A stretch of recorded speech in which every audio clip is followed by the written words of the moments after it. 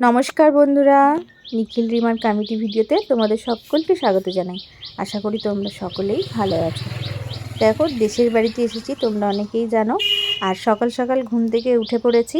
কি সুন্দর ওয়েদারটা দেখো। আর এদিকে মেয়ে এখনও ওঠেনি, তাই ওকে ডাকতে গেলাম যে বাবাই তাড়াতাড়ি উঠে পড়। তারপরেই শাশুড়ি মা সব জোগাড় করে রেখেছিল ঘুগনি করার জন্য।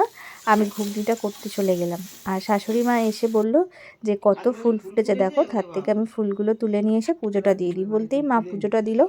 মাকে একটু ভিডিও করে এসেই আবার আমি ঘুগনিটা করতে শুরু করে দিলাম। তারপরে মায়ের পুজো দেওয়া হয়ে যাওয়ার পরে সব কিছুটা রেডি করে নিচ্ছিল, যাতে ছাদে গিয়ে আর কোনো কিছু না অসুবিধা হয় বা বারবার যাতে না আসতে হয়, সেই জন্য সব কিছুটাই গুছিয়ে নিচ্ছিল। তারপরে আমি আবার একটু ঘুগনিটা করতে শুরু করে দিলাম। আর মাকে বললাম চলো তোমার সাথে যাই, গিয়ে তুমি কিভাবে বড়িটা দেবে সেটা বন্ধুদের সাথে শেয়ার করব। বলতেই মা এখানে ওই বারটা পেতে ফেলেছে। তারপরেই একটা প্লাস্টিক নিয়ে নিয়েছে বড়িটা দেওয়ার জন্য। দেখো, এই প্লাস্টিকের মুখটাতে একটা চোঙ টাইপের দিচ্ছে, যাতে ওই ডাল মাখাটা ওর মধ্যে দেবে আর ওটা ওপর থেকে চিপলেই বড়িটা খুব সুন্দর করে দেওয়া যাবে। আর এখন মা ডালটা খুব ভালো করে ফাটিয়ে নিচ্ছে। মোটামুটি ঘুগনিটা ফুটে গেছে, এবার নামিয়ে নেব।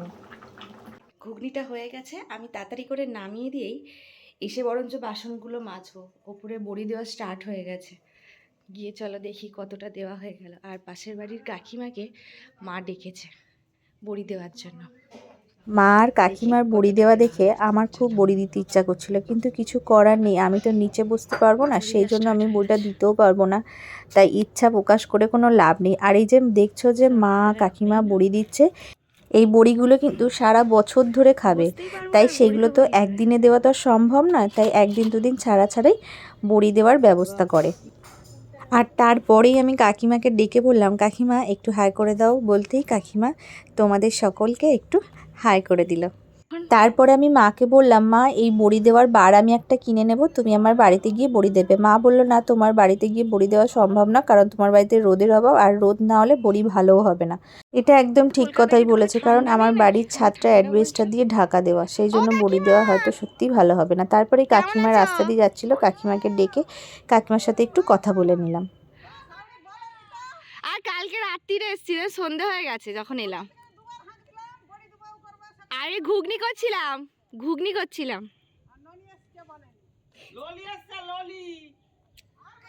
ভালো আছো? না না, বিকেলে চলে যাব। আমাদেরও বড়ি দিচ্ছে। এদেরকে কি ঠান্ডা লাগে না নাকি কে জানে, ঘুম থেকেই সোজা ব্রাশটা নিয়ে ছাদে চলে এসছে। অবশ্য একটু রোদ উঠে গেছিলো, সেই জন্য ঠান্ডাটা অতটা লাগছে না। তারপরেই মা বলল কি খাবি, যা বাজার থেকে নিয়ে আয়, সেই মতো রান্না করে দেবো। বলতেই কর্তামশাই রেডি হয়ে চলে এসছে বাজার থেকে কি কি আনতে হবে সেই সব জানতে। আর যত ছোট মাছ পাবে নেবে, মানে মোরলা, পুঁটি। বড় মাছ খেতে ভালো লাগে না। বাজারে যাক, গেলে পেলে আনবে। বাজারে কি কি আনতে হবে সবটা শুনলো, শুনেই সোজা বাজারের ব্যাগ নিয়ে নিচে চলে গেছে। আর তারপরেই ওখান থেকে বাজার যাবে বলে ঠিক করলো। তারপরেই কাকিমা একটু ডাকলো, কাকিমার সঙ্গে কথা বলছিল। আর এদিকে দেখি আমার শ্বশুর মশাই বাড়ি চলে এসছে, আর হাতে দেখো কত শসা নিয়ে এসছে। আর এদিকে আমি আমার শ্বশুরকে মুড়ি আর ঘুগনি দিয়ে দিয়েছি খাওয়ার জন্য, উনি খেতে বসে গেলেন। তারপরেই আমাদের ওই বড়ি দেওয়ার বারটা পুরো কমপ্লিট হয়ে গেছে, পুরো ভরে গেছে। এরপর এখনও একটু বড়ি দেওয়া বাকি আছে, কিসে দেবে সেই নিয়েও আবার একটু চিন্তা হচ্ছিল। তারপরে মা বললো চিন্তা করতে হবে না, ওই পাশে একটা গামলা আছে, সেই গামলার মধ্যে মশারি জড়িয়ে সেই মশারির মধ্যে কি সুন্দর বুদ্ধিটা বার করলো। আর আমার মেয়ে দেখো ওই বাড়ি থেকে মশারিটা নিয়েও চলে এসছে। তারপরে কাকিমা মশারিটা ওই গামলাটার মধ্যে জড়িয়ে এই দেখো গামলাটার মধ্যেই বড়িগুলো দিচ্ছে। গামলায় বড়ি দেওয়ার বুদ্ধিটা কিন্তু দারুণ। যাই হোক, আমাদের সব বড়িগুলো দেওয়া কমপ্লিট হয়ে গেছে। তারপরেই মা মেয়ের জন্য দুধ আনতে গেছে। আমি ভাবলাম ঘরটা একটু ঝাঁট দিয়ে দিই বলেই ঘরটা ঝাঁট দিয়ে দিলাম। আবার এক বাটি ঘুগনি নিয়ে বসে পড়েছিস টিভি দেখতে? হ্যাঁ, আর দুধটা নিয়ে চলে এসছে, শুধু বললো যাওয়ার সময় মনে করে নিও। কি কি বাজার করলে? লম্বা লম্বা খাড়া খাড়া মাছ, ছোট মাছ পাইনি। এমনি পুকুরেতে মুরলা মাছগুলো পাই, শুধু পুঁটি মাছ, হ্যাঁ পুঁটি মাছ খেতে লাগে। পুঁটি মাছ আনতে পারতে তো। খেতে মাছ ঘুগনি ঘুগনি মুড়ি, তেল লঙ্কা দিয়ে পেঁয়াজ মাখা আর শসা। দারুণ, হ্যাঁ? টাকা ওইদিকে একটু। আর পালং শাকটা কাকিমাদের ঢেলে ভালো। কি কি বাজার এনেছে, বিশেষ কিছু আনেনি, আলুটা নিয়েছে বলে। সত্যিকার এখানে কত কম দাম, আর আমাদের ওখানে 80 টাকা যা নেবে, আর এখানে বলছে 20 টাকা। ওখানে যেটা 80 টাকা, এখানে সেটা 20 টাকা। কি সস্তা, কিন্তু বাজার করে অত নিয়ে যাবে না। তারপরেই মা আর আমি দুজনে মিলে রোদ্দুরে মুড়ি খেতে বসে গেছিলাম। তারপরেই মা কী করলো, সব সবজিগুলো কাটতে বসে গেল। আমিও এদিকে স্নান টান করে পুরো রেডি হয়ে গেছি। একদম পরিষ্কার হয়ে গেছি। এবার শাশুড়ি মা রান্না করতে বসে গেছে, আমি একটুখানি শাশুড়ি মাকে হেল্প করি। আর এখানে এই যে মাশরুমগুলো দেখতে পাচ্ছ, এইগুলো একটু কেটে দিচ্ছি। দেখো আমাদের ওখানে মাশরুমগুলো ছাতার মতো মাশরুম, আর এইখানের মাশরুমগুলো দেখো কি সুন্দর। এগুলো কিন্তু দারুণ টেস্ট, আমি এর আগে একবার খেয়েছিলাম, খুব ভালো লাগে এগুলো খেতে। আর এগুলো করে দিয়ে তারপর তোমাদের বাড়ির চারপাশটা দেখাবো কি কি গাছ বসানো আছে। চলো দেখতে থাকো। আমার শাশুড়ি মা একাই 100, সেটা তোমরা দেখেই বুঝতে পারছো যে একাই মশলা করছে, একাই আনাজ কাটছে, একাই রান্না করছে। আমি মাকে বললাম যে মা কি করতে হবে আমাকে একটু বলো, আমি একটু তোমাকে হেল্প করে দিচ্ছি। মা বললো না, 2 দিনের জন্য এসেছো, একটু রেস্ট নাও। এটা সত্যিকারের কথাই, আমার তো বাপের বাড়ি বলে কিছু নেই, এই শ্বশুর বাড়িতে এলেই আমার বাপের বাড়ির কাজ হয়। আর এদিকে দেখো ছোট দিদি কি করলো, একটু দোকান যাচ্ছে, ঠাম্মি ওকে পোস্ত আনতে পাঠিয়েছে, তাই একাই ড্যাং ড্যাং করে দোকান চলে যাচ্ছে। চলো তোমাদের বাড়ির আশপাশটা দেখিয়ে দিই, কত সুন্দর গাছ বসিয়েছে। প্রথম অ্যালোভেরা দিয়ে স্টার্ট করলাম, দেখেছো কত ছোট ছোট গাছ হয়েছে। এবছর একটু কম ফুলটা আছে, নালে এর থেকেও বেশি ফুল হয়।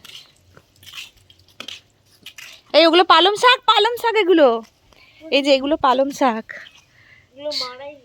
ছোট ছোট পালং শাক হয়েছে, খুব একটা হয়নি, মোটামুটি খাওয়ার মতো, একদিন হয়ে যাবে। চা ওই দিকটা চা।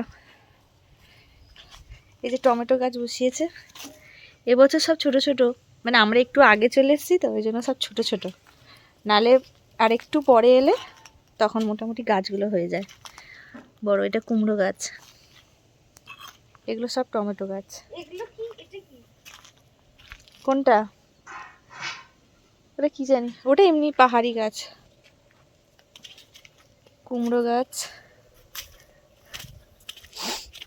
এগুলো সব ছোট ছোট গাছ বসিয়েছে, কিন্তু এখনো হয়নি। পা দিস না বাবা এই গাছগুলোতে।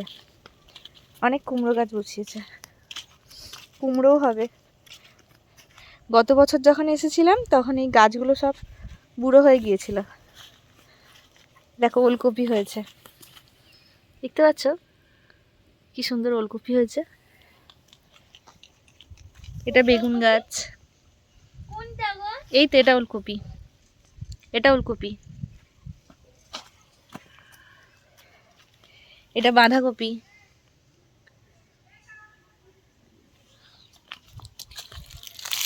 এই একটা বাঁধাকপি, এই তো এটা বাঁধাকপি, আর এগুলো মূলো শাক। এ দেখো কত মূলো শাক হয়েছে। আর ধনেপাতা হয়েছে, দেখো কত কি সুন্দর ধনেপাতা হয়েছে। এগুলো সব ধনেপাতা, এগুলো একটু বড় হলে মোটামুটি আকারটা বোঝা যাবে ধনেপাতার গাছ।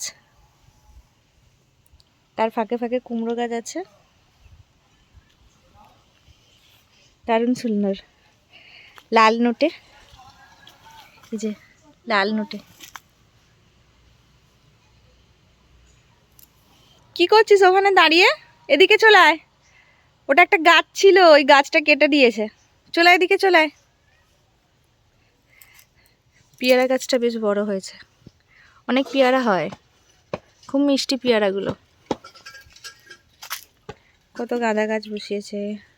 ওই লাল গাছটা কি গাছ গো? কত সুন্দর গাঁদা ফুল হয়েছে, দেখতে পেয়েছ? আর এখানটা দেখো আবার কত লাল নোটের শাক হয়েছে, কুমড়ো শাক। ওর পেছনে লাগিস না, ওর কোমরটা ভাঙা। আর এই যে গোবরগুলো, এগুলোকে ঘুটের মতো রোদে দিয়েছে। এত গাছ, কি সুন্দর, বিকেলবেলাটা খুব সুন্দর লাগে। চ মেজো ঠামির সঙ্গে দেখা করে আসি, চলে। এটা আমাদের গোয়াল ঘর, জানো তো। আর এই গোয়াল ঘরটার সাথেই আমাদের রান্নাঘর ছিল।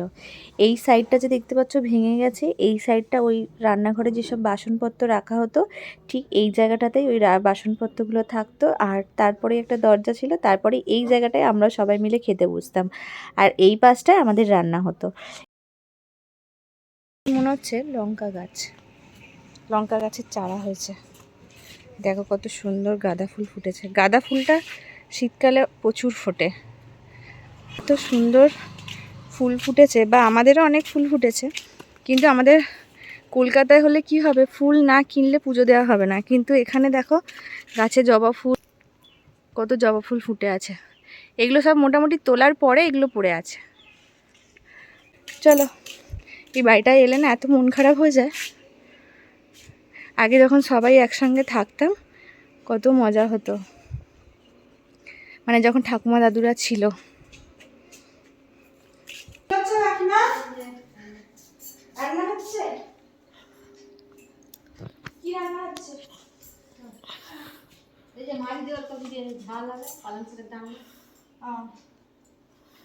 জ্বালানি করছো কেন? গ্যাসে বানানি? হ্যাঁ, নষ্ট হবে। হ্যাঁ, তাড়াতাড়ি হয়ে যাবে। আর রান্নার স্বাদও ভালো হয়। আজ কি পাপিয়া আসবে? হ্যাঁ হ্যাঁ, বাইরে দেখো না, বাইরে কি করেছিস? সেটাই দেখে আসি, চ কি করেছিস। আমার মেয়েটা এত দুষ্টু জানো তো, ও যেখানেই যাবে না মোটামুটি কিছু না কিছু করে আসবে। এই দেখো এখানে এসে কী সব করে গেছে, জ্বালনের হাঁড়িটাকে পুরো বেঁকিয়ে দিয়েছে, একদম পড়ে গেছে। কোন বাঁশটা ভেঙেছিস? এইটা? এই দড়ি ছিঁড়ে পড়ে গেছিস?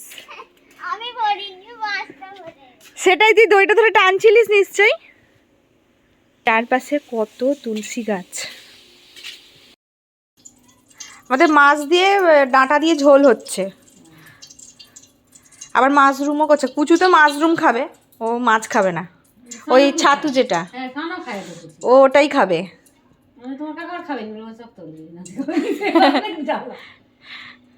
আসছি, ভালো থাকবে।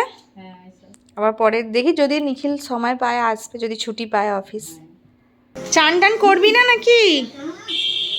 এদিকে এসে দেখলাম যে মায়ের রান্না হয়ে গেছে, রান্না পুরো কমপ্লিট। এবার আমি গ্যাসটা মুছে নিই আর বাসনটা মেজে নিই, তাহলেই কাজ কমপ্লিট হয়ে যাবে। তারপরেই খাওয়া দাওয়ার পালা। একে একে সবাই আসবে দোকান থেকে, তারপরেই খাওয়া দাওয়া হবে। খেতে বসে গেছি, দিচ্ছি। আর আজকের মেনুতে ছিল ভাত, সজনা ডাঁটা দিয়ে, মাছ দিয়ে, আলু দিয়ে ঝাল, উচ্ছে ভাজা, মাশরুমের পোস্ত আর ডাল। এই হচ্ছে আজকের দুপুরের মেনু। চলো আমরা সবাই মিলে একসাথে খেয়ে নিই। আর ওদিকে মেয়ে টিভি দেখতে দেখতে খাচ্ছে। টাকা খাওয়া দাওয়া হয়ে গেছে, বাসন সব মাজা হয়ে গেছে। কখন শেষ হবে রে? সবার খাওয়া হয়ে গেল, এবার বেরোতে হবে, তাড়াতাড়ি নাও।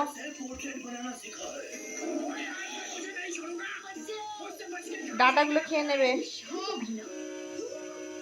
ছুটি শেষ, এবার ব্যাগ গুছিয়ে নেওয়ার পালা। রেডি হয়ে গেছি, এবার বেরোবো।